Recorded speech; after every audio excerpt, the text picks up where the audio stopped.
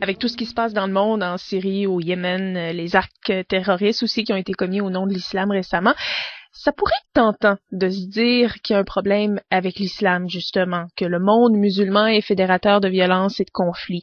L'islamophobie, c'est un sujet que connaît bien ma prochaine invitée, Denise Elie. Elle est professeure titulaire à l'Institut national de recherche scientifique, l'INRS. Formée en anthropologie, sociologie et sciences politiques, elle s'intéresse notamment aux minorités culturelles et elle a publié en février dernier un article dans la revue Sociologie intitulé « La peur de l'islam ». Et c'est ce dont je voulais lui parler ce matin. Bonjour, Madame Elie. Bonjour.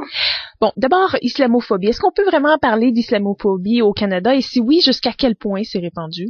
On peut en parler parce qu'on a sur le web, sur la toile, on a une série de corpuscules qu'on pourrait qualifier d'extrême droite, suivant la définition qui est propre en Europe, qui effectivement attaquent l'islam de manière totalement irrationnelle, je veux dire non fondée, sans aucune connaissance, et qui même projette ou pousse à attaquer les musulmans ou à les faire disparaître.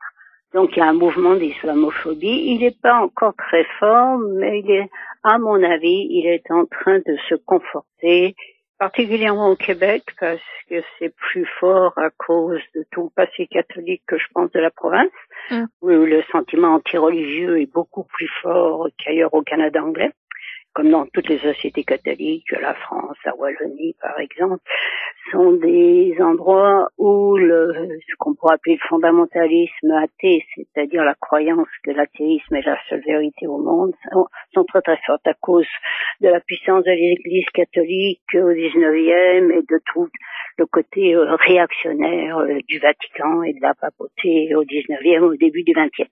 Donc il y a un mouvement d'islamophobie, il n'est pas encore répandu comme il est répandu certainement en Europe, et surtout on ne le perçoit pas beaucoup parce qu'on n'a aucun parti d'extrême droite structuré au Canada.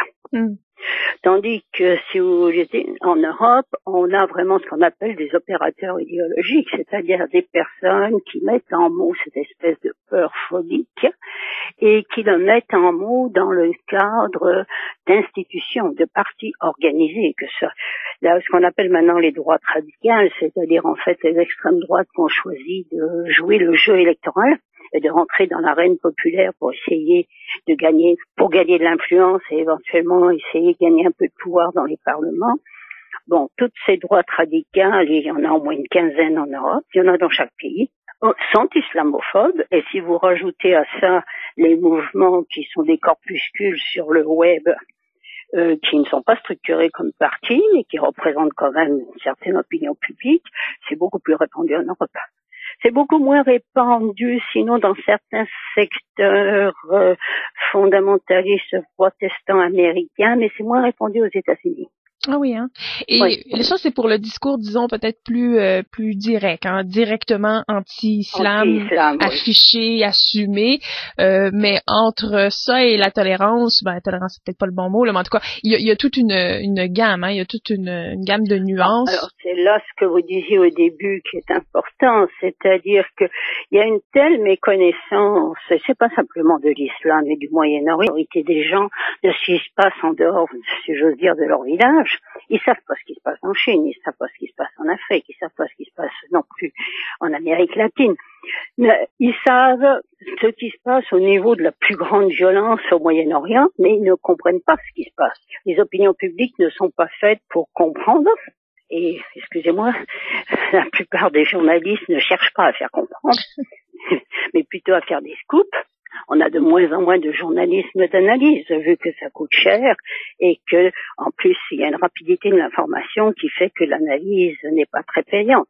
Et l'analyse, maintenant, se trouve vraiment l'information, la réelle information qui permet de comprendre quelque chose est très spécialisée et se trouve sur la toile. Il faut savoir la chercher, puis il faut savoir la comprendre. Vous l'avez plus maintenant sur l'écran, à la télévision, comme on l'avait dans les années, je pense encore quand moi j'étais gamine ou adolescent, dans les années 60, 70, on arrivait à suivre à peu près de manière un peu objective ce qui se passait. Maintenant, c'est très très difficile, on n'a pas. Alors, dans la mesure où les gens ne savent n'ont pas les ressorts et politiques et sociologiques de ce qui se passe à l'étranger, s'ils ont déjà les ressorts dans leur propre société. Et dans la mesure où on fait de l'information surtout visuelle à base de scoop et qu'on est en plus depuis quelques 20 ans dans des espèces de politiques de la peur que les gouvernements créent, que ce soit les pandémies, que ce soit le risque écologique, les accidents, tout ce que vous voudrez, le terrorisme ne fait que venir se placer dans ce contexte-là. Et là-dessus, vous rajoutez, alors on peut pas dire autrement, la barbarie des terrorismes islamistes, et particulièrement le dernier, là, de Daesh. C'est bien évident que ça peut donner un moment de panique, parce que ça fait peur et on comprend pas. Alors ça va, c'est exactement comme vous pouvez avoir un moment de panique quand vous voyez un pilote allemand, gentiment blanc, qui d'un seul coup décide de se suicider avec 150 personnes à bord. C'est du même ordre de la panique et de la peur, ça devient incompréhensible, irrationnel, et ça peut arriver n'importe quand. C'est aléatoire. Donc c'est vraiment ça la question de la peur actuellement, et le terrorisme là-dessus est tout à fait dans le cadre. Ça peut arriver n'importe quand, vous savez pas pourquoi, vous vous sentez pas responsable, et ça vous tombe dessus. Alors je pense qu'il doit y avoir une peur, et ce qui est lamentable, à mon avis, mais ça c'est un jugement normatif, moral, c'est que effectivement ce qu'on appelle les opérateurs idéologiques, ce sont les gens qui profitent de cette peur, et qui la mettent en mots, en termes, au lieu d'essayer d'expliquer qu'est-ce qui se passe. Si vous regardez ce qui se passe par rapport au terrorisme islamiste, il a tué 1000 fois plus de musulmans qu'il n'a tué de non-musulmans. Les premières victimes, bon, vous connaissez très bien la réalité, non? Les premières victimes sont des musulmans. C'est un compte à régler entre musulmans. Et c'est pour ça qu'on le réglera jamais de l'extérieur. C'est un compte interne des sociétés musulmanes. Les sociétés musulmanes sont des sociétés menées par des élites autoritaires, dictatoriales, prédatrices, qui vivent ou de la rente pétrolière, ou de la corruption, ou de la rente agraire, depuis à peu près d'un siècle maintenant, et particulièrement depuis l'après-guerre. Et donc ces élites-là, l'Occident, c'est-à-dire l'Europe et les États-Unis, les ont confortées, les ont appuyées.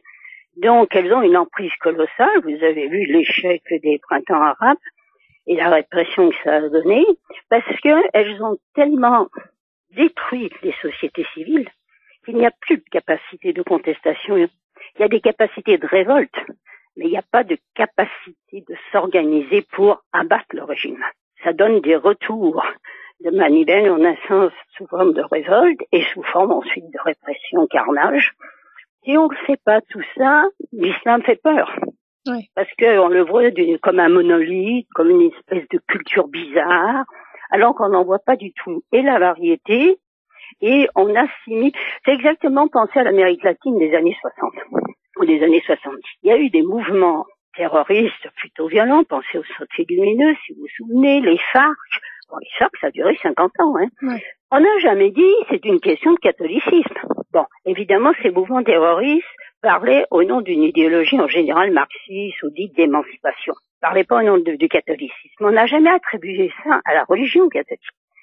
La question face au mouvement terroriste islamiste qui porte à confusion, et ils jouent là-dessus, d'ailleurs les idéologues qui mènent ces mouvements jouent là-dessus, ils sont pas plus musulmans que vous et moi en un sens. Mais ils savent que ça mobilise.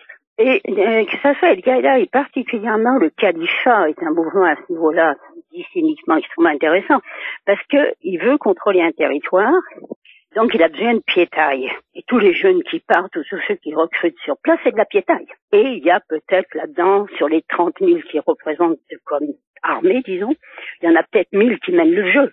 Et ça, c'est des idéologues et ils savent très bien manipuler tout ça et jouent à l'islam parce qu'ils savent qu'il y a toute une série de jeunes qui vont être mobilisés. Pourquoi ils sont mobilisés? À mon sens, c'est très simple. C'est que tout ce qu'il y a eu comme mouvement de contestation dans les sociétés musulmanes, c'est-à-dire le libéralisme, le marxisme, le nationalisme, le panarabisme, tout a échoué. Rien n'a jamais réussi. Tout s'est trouvé face à une répression ou à une préemption par des élites qui ont complètement annihilé ces mouvements en un sens. Et la seule sphère de la société civile où il y a encore un peu d'organisation qui reste et que toutes ces dictatures ont laissé en place, c'est la mosquée. Donc, quelque part, dans la représentation, dans la démarche, la motivation, le seul endroit, ça paraît absolument paradoxal en général pour un occidental qui est très sécularisé, sinon athée, le seul endroit où éventuellement vous avez un petit bout de, peut-être pas de liberté, mais de marge de manœuvre, c'est à la mosquée, et où vous avez un peu d'assistance sociale, d'aide. Et donc, c'est normal que, en plus, toute une génération à partir des années 70, vu l'échec du nationalisme, du marxisme, du libéralisme et tout ça, on dit, bon, la seule chose qui reste contre ces élites et cette corruption, c'est de moraliser la vie politique à travers l'islam. Bon, c'est une grande illusion, il n'y a aucun doute là-dessus. Mais ça, c'est une utopie comme une autre. On a eu en Occident nos utopies, il y en a une en ce moment assez mortelle dans les pays musulmans. Bon, mais c'est ça. À partir de là, je me répète, si vous comprenez pas toute cette logique, effectivement, vous êtes face à une espèce de masse violente et vous comprenez pas du tout qu'est-ce qui l'anime, sinon une haine de l'Occident. Et la haine de l'Occident est colossale parce qu'effectivement, il y a eu beaucoup d'interventions qui n'ont mené nulle part. Bon, ça, c'est pas une question simplement du Moyen-Orient. On a eu l'islam, on a eu l'Amérique latine, l'Amérique centrale. Non, on connaît la politique occidentale en général dans les pays qu'on disait autrefois du tiers-monde.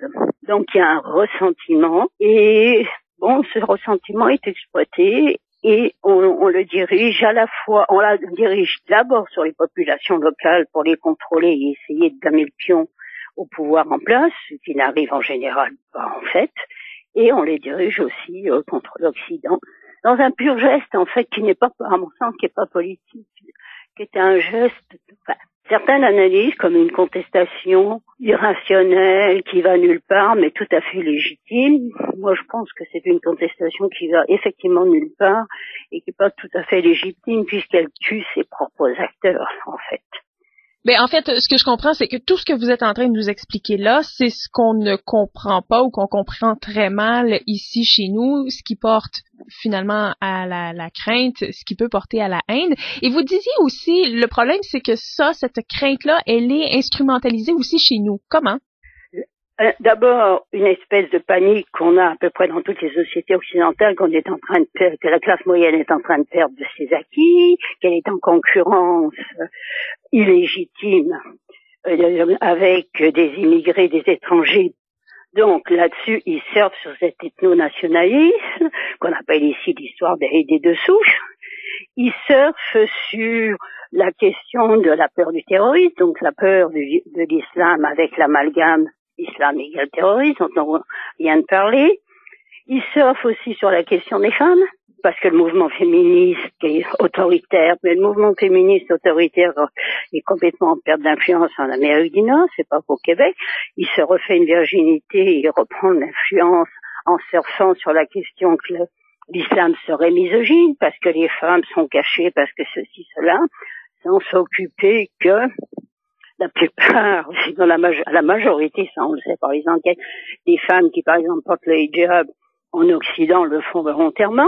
La plupart de celles qui portent la burqa au Canada le font par pure provocation, et non pas parce qu'il y aurait un aîné, un imam ou je sais pas qui viendrait leur imposer. On n'est pas en Afghanistan. Ils surfent aussi là-dessus au fait que donc tous ces gens-là, toutes ces femmes-là seraient des espèces d'aliénés un peu arriérés, qui n'ont pas de tête et qui sont menées par des hommes. Une femme a le droit de se mettre du rouge à lèvres comme elle a le droit de se mettre quelque chose sur les cheveux ou de s'habiller comme elle veut droit. Ça fait partie de nos systèmes. Je vois pas pourquoi, d'un seul coup, la norme changerait pour une musulmane. Bon. Maintenant, si vous me prouvez que la femme ou la gamine surtout, a été obligée de porter le tchador ou de se marier, ok, on est d'accord, on est dans le droit criminel et tout va très bien. Donc, ils surfent sur ce soi-disant misogynie de l'islam, sur l'ethno-nationalisme, sur la peur du terrorisme. Vous le mentionnez en tout début d'entrevue aussi que ça se voit un peu plus fortement dans les sociétés catholiques à cause de l'histoire avec la religion. Est-ce que c'est quelque chose que vous constatez un peu aussi dans le Canada anglais ou pas du tout? Il y a une forme d'islamophobie, oui, dans une forme de protestantisme qui est très pro-Israël à cause de la croyance que donc l'utopique, le millénarisme, et que donc il y aurait une espèce de fin du monde en Israël, dont réchapperait une partie de la population d'Israël et de l'humanité. Donc il faut protéger Israël, donc souvent ceux-là sont islamophobes. Et il y a une forme d'islamophobie qui est de même ordre que celle du mouvement féministe que j'appelle autoritaire. Ce que je trouve le plus dramatique, ou le plus comique peut-être, dans toute cette forme d'islamophobie, c'est que c'est vraiment un produit du colonialisme français. C'est la répétition intégrale de ce qui se dit en France dans les milieux islamophobes. Bon, donc vous n'avez pas cet héritage au Canada anglais. Au Canada anglais, vous avez un héritage, disons, il est plutôt anglo-britannique. Il y a reçu des anglo-britanniques qui sont assez indifférents, ou parce que c'est leur croyance en la liberté et la vie privée. Ou alors c'est l'héritage américain, et l'héritage américain, alors que c'est un pays, on peut pas dire laïque, parce que le terme historiquement est faux, mais c'est un pays de forte séparation de l'État et de la religion, beaucoup plus qu'en France par exemple. Et la société elle-même, la société civile, si l'État est absolument religieux, la société est très religieuse. Donc là-dessus, la question de la liberté des minorités religieuses est assez bien protégée, et non seulement protégée parce qu'elle est protégée au Canada, mais elle est ancrée dans les mœurs. Mm-hmm. Et vous avez qu'à voir le débat qu'il y a actuellement, je sais plus si c'est une loi en Arkansas où ils veulent introduire dans la loi de l'État le droit de protéger la liberté religieuse de quiconque contre n'importe quelle ingérence. Et que donc là-dessus, les homosexuels se sont mis en colère en disant quelqu'un pourrait nous refuser un service au nom de sa croyance religieuse parce qu'il est contre l'homosexualité. Ouais, qui a déjà été adopté. Ça fait tout un débat. Et ça, c'est évident que si ça va en Cour suprême, ils vont perdre. Ouais. À nous donc de prendre du recul, de se renseigner, d'essayer de comprendre. Et c'est ce que vous nous avez aidé à faire ce matin, Denise Elie. Je rappelle que vous êtes professeur titulaire à l'Institut national de recherche scientifique à l'INRS. Il était question avec vous de cette peur de l'islam. Merci infiniment. Je vous en prie. Au revoir. Au revoir.